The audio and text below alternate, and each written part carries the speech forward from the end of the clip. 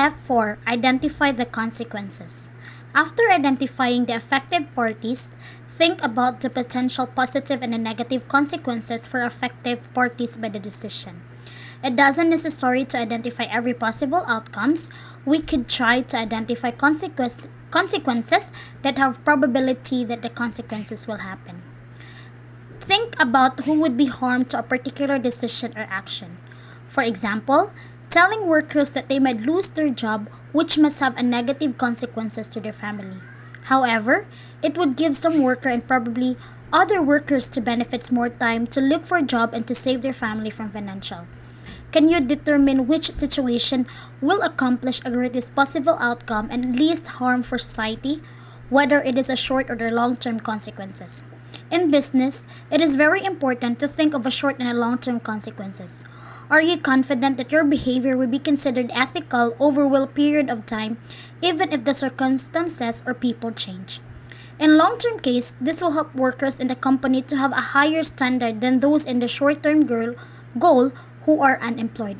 We also consider the broader and systematic consequences, such as symbolic consequences of the action.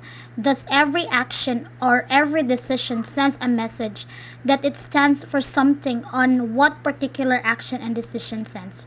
We also have the secrecy consequences on what are the consequences if the decision or action become public. These are important factors to weigh when making decision.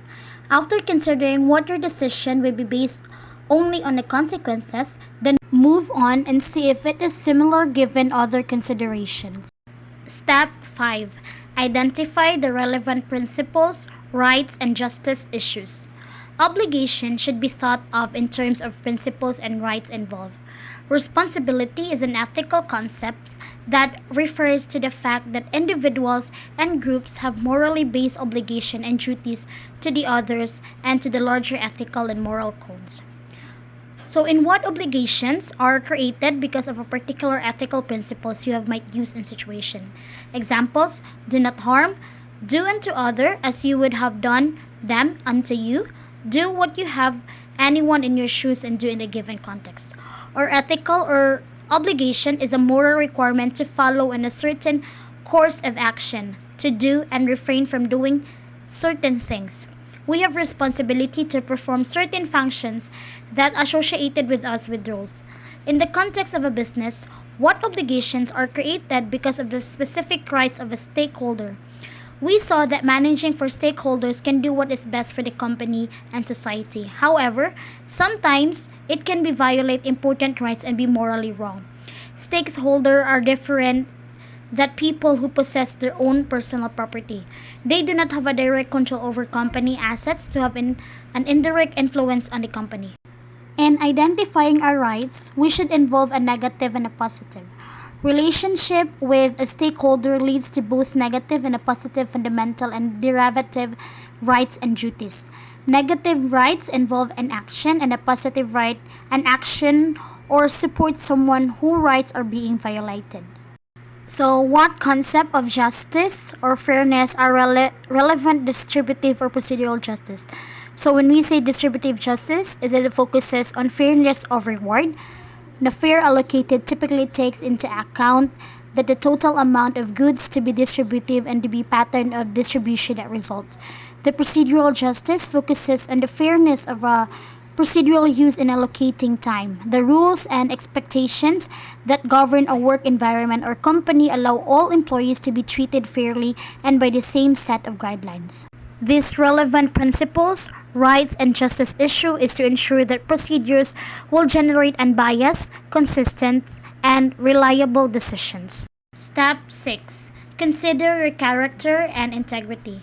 Consider what your relevant community member would consider to be kind of decision that an individual of integrity would make in this situation. Consider what the community think would be a good decision in the context. Basically, the possessors of good character is moral, act morally, feels good, is happy, and flourishes. Altruism is also part of character-based virtue ethics, practically wisdom, however, it is often required to be virtuous. We also have a disclosure rule. It is a disciplinary rules that requires a prosecutor to disclose to the defense all evidence or information. Just like what you do if the New York Times reported your action and everyone was to read it. So think about how your decision will be remembered when you are gone. It is very important to consider our character and integrity because we gain the trust of our leaders, our colleges, and our team. So we're dependable, and when we hold ourselves accountable for our actions, so we became role models for others to follow, and all of this in turn directly impacts our success in life. I have here the KU School of Business Positive Code of Conduct, which seek to develop future leaders with the highest ethical standard. So the KU School of Business encourages the following aspiration values and behavior that drawn directly from the positive code of conduct developed by students in 2006. The R for respect is responsibility, that we accept the outcomes of our own actions. Therefore, we will strive to exceed peers and instructors' expectation, meet established deadlines for assignments, and represents the KU School of Business in a positive manner. The E is for enthusiasm, that we will exhibit drive and passion in every activities towards achieving our goals. So this means engaging actively in a classroom discussions, being involved in students' organization, and being committed overall to the school. The S is self-esteem. A strong sense of self-esteem leads to an ability to respect others. This can achieve by believing in yourselves and your values, seeking out opportunities for development, and continually challenging yourselves. P is for professional integrity. We expect students and faculty to be trustworthy and gently in all interactions. As part of the business school committee, you must be honest and true to your words and sign and abide by honor code and commit to your responsibility. The E is for equity, that we will be back at least what we require. This includes meeting instructors and peers' efforts and supporting equal opportunities for all students to learn. Our sense of equity is also broader as it extends to our commitments to the community and the environment.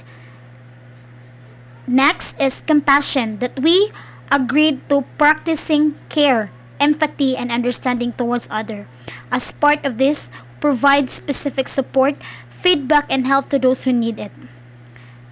And lastly, the T is for teamwork.